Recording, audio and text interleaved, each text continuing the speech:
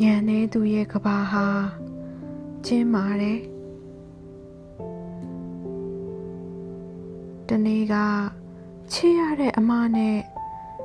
စကားတွေအကြာကြီးပြောပြကြပါတယ်အမနဲ့စကားပြောတိုင်းမှတ်သားစရာတွေရေးစရာတွေအမြဲရတတ်ပါတယ်ခံစားချက်ချင်းအတွေးအမြင်အယူအဆချင်းမျှဝေဖလှယ်မိကြပါတယ်ကိုယ်စိတ်ထဲမှာတိတ်ထမိတဲ့အကြောင်းတွေကိုလည်းပြောပြကြပါတယ်အမကအတွေးခေါ်လဲကောင်းသလိုအေးချမ်းစွာလဲနေတတ်ပါတယ်အမကတနေ့ချင်းပဲနေတယ်မနေ့ဖြန်မှာကိုတည်သွားနိုင်တာပဲလို့အမြဲဆင်ခြင်နှလုံးသွင်းထားလိုက်ရင်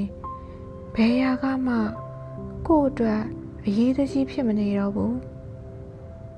ကိုမတတ်နိုင်တဲ့အရာတွေကိုအမြဲလွတ်ချဖို့ကြိုးစားတယ်ကိုထိန်ချုပ်လို့မရတဲ့အရာမှန်သမျှကိုလက်လွတ်ပစ်လိုက်တော့ရင်ထဲတကယ်ပေါ့ပါတယ်လေလို့ဆိုပါတယ်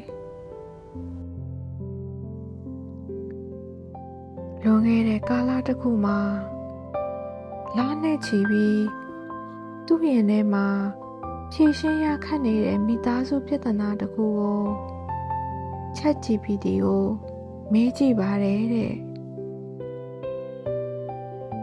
မိခွန်းတွေအပြန်အလှန်မေးအပြန်အလှန်ဖြေပြီးတဲ့နောက်မှာအဖြေတစ်ခုထွက်လာပါတယ်တဲ့ဘယ်လိုပြဿနာမျိုးမှဖြစ်စေ boundary စီးချလိုက်ဖို့ကအဓိကအချက်လို့ဆိုပါတယ်ပြီးရင်ပြဿနာရှာတာမျိုးမလုပ်ပဲသူနဲ့ကိုဟာစာမျက်နှာတစ်ဖက်ထဲမှာရှိနေတဲ့ team တစ်ခုလိုပြောဆိုဆက်ဆံမှုလိုပါတယ်တဲ့ပြဿနာကိုအာရုံမစိုက်ပဲပြဿနာရဲ့အဖြေကိုဘယ်လိုရှာရမလဲဆိုတာကိုအာရုံစိုက်ခိုင်းပါတယ်အဲ့ဒီအဆင့်လေးတွေအတိုင်းကင်တွယ်ဖြေရှင်းကြည့်တဲ့အခါပြဿနာကိုပြည့်ပြည့်လဲလဲဖြေရှင်းနိုင်လာပါတယ်တဲ့နောက်ထပ်တာဝန်ယူတတ်သူနဲ့တာဝန်မယူတတ်သူတွေအကြောင်းကျမတို့ဆက်ပြောပြကြပါတယ်တာဝန်ယူတတ်သူဟာဘာမဆိုကိုယ်တာဝန်တွေကြီးလို့ပခုံးပေါ်ထမ်းတင်ထားပြီးကြာတော့ဝင်ပိလာတတ်ပါတယ်ကိုကတာဝန်ယူတတ်လေလေကိုဘေးနားကလူတွေကကို့ပေါ်တာဝန်တွေပုံချလေလေပါပဲကြာတော့ဒါဟာကို့တာဝန်ပဲလို့ခံယူထားလိုက်မိပါတယ်လွန်မြောက်အောင်လဲရုံးမထွက်နိုင်တော့ပဲဒီတာဝန်ဝတ္တရားတွေထဲမှာပဲပိတ်မိနေတတ်ပါတယ်တကယ်တော့အရာရာတိုင်းဟာကိုယ်တာဝန်မဟုတ်ဘူးဆိုတဲ့ boundary လေးချလိုက်ဖို့လိုပါတယ်လူတိုင်းကျေနပ်အောင်လုပ်ပေးဖို့အတွက်ကိုယ်မှာတာဝန်ရှိမနေပါဘူးလူတချို့ဟာဘာတာဝန်မှမယူခြင်းတလို့သူ့တာဝန်မှန်သမျှသူများပခုံးပေါ်ပုံချတတ်ပါတယ်သူများပေါ်အပြစ်ရှာဖို့ဝေဖန်ပုတ်ခတ်ဖို့ဝင်မလေးတတ်ပါဘူးအခွင့်အရေးဆိုရင်တော့ရှေ့ဆုံးကနေ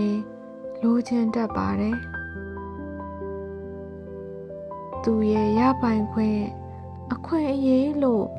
သတ်မှတ်ထားတတ်ပါတယ်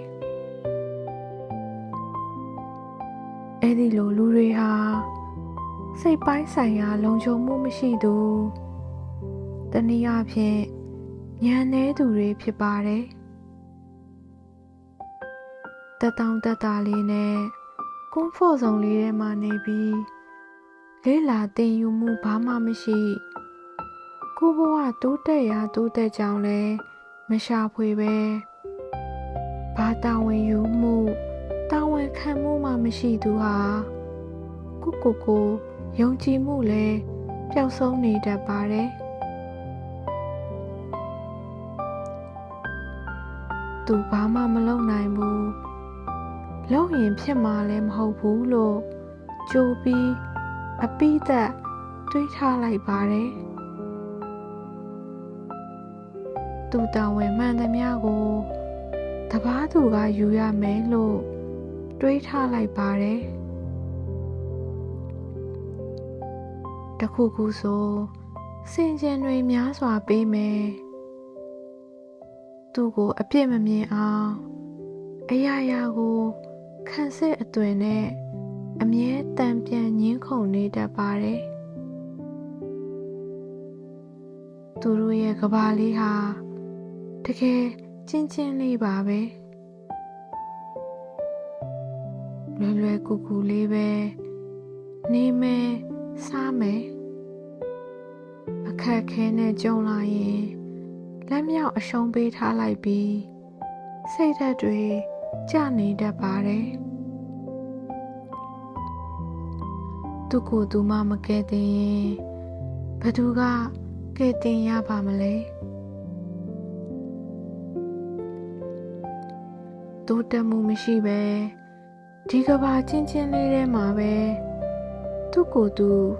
ဘောင်ခတ်ထားတဲ့သူတွေတကယ်ပဲရှိနေပါတယ်အဲ့ဒီလိုညံနေပြီးကဘာချင်းချင်းလေးထဲမှာကိုဘောင်ခတ်ထားတဲ့သူမျိုးဟာကိုမိသားစုထဲမှာဖြစ်စေကိုအနီးနာပတ်ဝန်းကျင်ဆွေမျိုးသားချင်းထဲမှာရှိနေမယ်ဆိုရင်သူနဲ့ပတ်သက်ပြီးအရာရာကိုလိုက်ပြီးတာဝန်ယူနေဖို့မလိုအပ်ဘူးဆိုတဲ့ boundary တစ်ခုကြိုပြီးစီးချထားလိုက်ဖို့လိုပါတယ်တန်ရောစဉ်အနောင်ဖွဲ့တွေလည်းတတ်နိုင်တယ်များရှော့ချထားဖို့လိုပါတယ်သူအတွက်အရာရာလိုက်ပြီးတာဝန်တွေပခုံးပေါ်ထမ်းတင်လေးလေးသူကကိုယ့်ပေါ်တာဝန်တွေပုံချလေးလေးပဲဖြစ်ပါလိမ့်မယ်လူဟာနေ့တိုင်းလေးလာသင်ယူနေမယ်စာအုပ်တွေဖတ်ရင်ကဘာကြီးနဲ့အဆက်မပြတ်အောင်နေမယ်စွန့်စားတင်တာတွေစွန့်စားမယ်အလုပ်တွေလုပ်ရင်ပေါင်းတင်ဆက်ဆံရေးနယ်ပယ်ကိုချဲ့ထွင်မယ်ဆိုရင်ကိုကဘာဟာတစားထက်တစားကျေဝန်းလာမှသိကြပါတယ်ကိုကဘာကျေလာသည်နဲ့မျှကိုတာဝန်ကိုယူပြီးကိုကြောင့်ဘသူ့ဘုံမှဝင်တော့ဝင်ဖို့မဖြစ်စေပဲလွတ်လပ်ပေါ့ပါစွာရှင်သန်နိုင်မှာဖြစ်ပါတယ်